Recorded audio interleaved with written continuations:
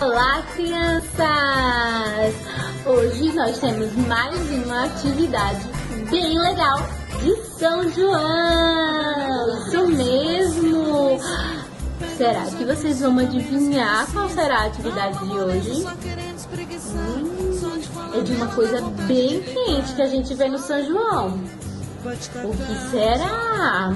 Fica lá na rua e o pessoal costuma colocar, mas é muito perigoso.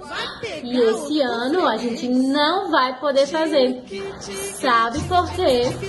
Porque é a fogueira.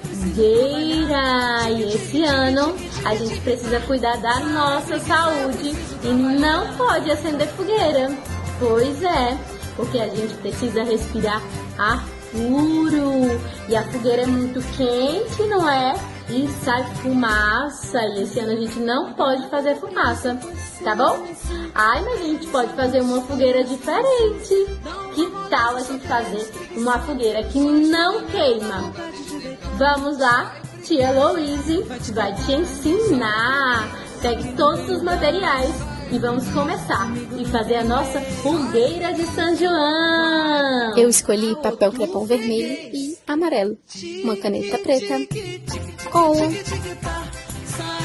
rolo de papel higiênico e uma tesoura para cortar o rolo do tamanho que eu preferir. Essa vai ser a base da nossa fogueira.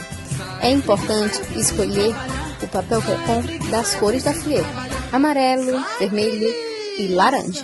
Nós vamos colar dentro do rolo. Pode ser fitilho, fita, o que você preferir. Eu escolhi papel crepom e fui alternando as cores. Depois de colar, eu fiz a base e escolhi para minha base fazer a madeira da fogueira.